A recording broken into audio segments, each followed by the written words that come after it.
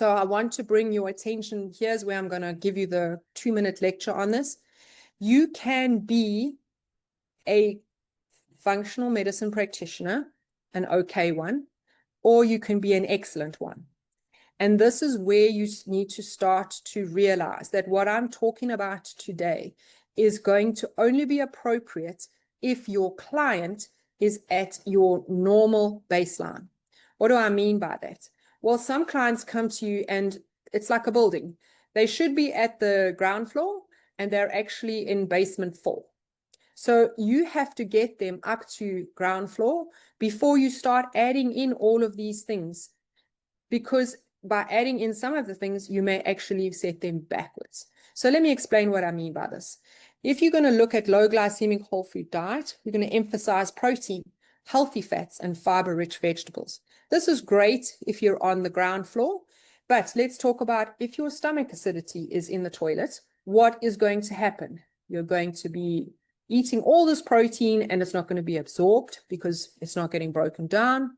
You've got all this dysbiotic bacteria in you. It's eating all of the protein. It's eating all of this. You're not getting much of that. So that's a problem. Healthy fats. So healthy is a nice word. What happens if you're an ApoE4? Is that appropriate? Let's have a look at that. And finally, your fiber-rich vegetables. If you give somebody that has SIBO, fiber-rich vegetables, you will be persona non grata in their life because you have now caused them intense pain and frustration. So they have to be at ground zero or the ground level before you start to just throw these things at them. A good, excellent functional medicine practitioner will look at each client and say, okay, I understand that you are at basement level 3 and we need to work you slowly up until we start introducing these things. So this is vitally important that you guys understand.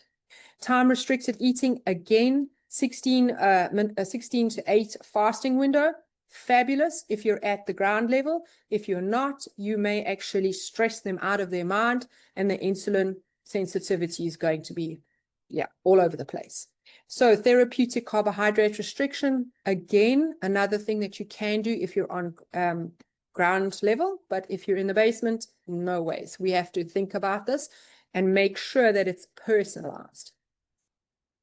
So let's have a look at some of the metabolic restoration on insulin sensitization. For those of you that have your e-store, you can have a look at these things. Let's start off with exercise. Again, if you're in basement 4 and I go and tell you to now do strength training and HIIT, you are never going to speak to me again. You need to be tailoring this for the client. If they are sedentary, they have got huge inflammation, whole lot of things, you can check that from your MSQ.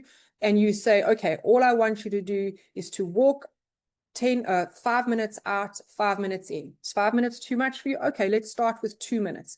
Let's do 2 minutes out, 2 minutes back in. And I want you to do that every day for a week. And then next week, how about just adding in 30 seconds? So it's 2.5 minutes out, 2.5 minutes back in, until they're at a place where they can actually do something like a HIIT, which would be fabulous for them. Strength training, yes, if they're at the ground level, that would be brilliant. If they're not, you may want to start with just body weight exercises, like try and sit down in the chair, stand up, do a modified squat. Those are the kind of things that I want you guys to realize. Let's have a look at supplements from that we need to look at. Berberine, chromium, and alpha-lipoic acid have been shown to improve insulin sensitivity and support glucose metabolism. So in the Multi-Active X, we have an amazing amount of chromium in it, which I was very pleasantly surprised to see. And we have a very good amount of berberine and alpha-lipoic acid in the Berberine X. Please remember the Multi-Active X is in the Wellness Foundations pack, so that would be in there as well. Your protein intake, you need to take adequate protein, approximately 1 gram per pound of body weight. Again, where are they in the paradigm? Do they need help, extreme help? So they may need all 3 if their stomach is just a mess. So from this, you're going to look at Active Amino X, the Pure Whey IgG-X, and the new one, which is called Collagen HMB Max. So those are your 3 protein sources there. Strategic fasting, again, if they are at ground level, absolutely, it would be a good thing as long as it does not stress the client. Let's have a look at botanicals. This product is very underused, but is incredibly important. It improves insulin sensitivity in neural tissues, and it activates the AMPK pathways that restore mitochondrial biogenesis. Perarin literally re-energizes depressed brains at the cellular level. Its ability to reverse fatty liver disease is crucial for normalizing cortisol metabolism and mood regulation, while its neuroprotective effects include increasing BDNF, protecting dopaminergic neurons, motivation and pleasure, and reducing neuroinflammation markers that correlate with depression severity. Very underused, but should be used product. The NT2 its ability to reduce hypothalamic inflammation and restore leptin insulin sensitivity directly improves mood by addressing what SSRIs miss entirely, which is the metabolic inflammation driving neurotransmitter dysfunction. Mitochondrial rehabilitation for core nutrients. So let's have a look. CoQ10. We definitely need CoQ10. We have a CoQ10 Omega Max. Just for those of you that are new to looking at the CoQ10 Omega Max, remember that the research is suggesting X, Y, and Z number for CoQ10 to get across into the cells.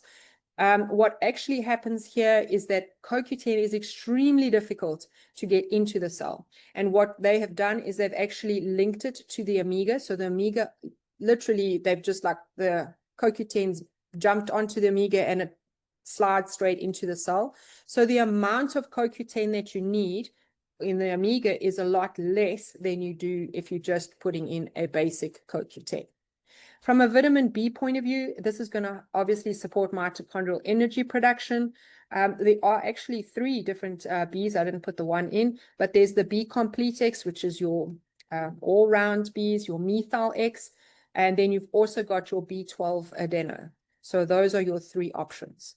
From an acetyl-L-carnitine, this transports fatty acid into the mitochondria for energy production, and it can be found in focal.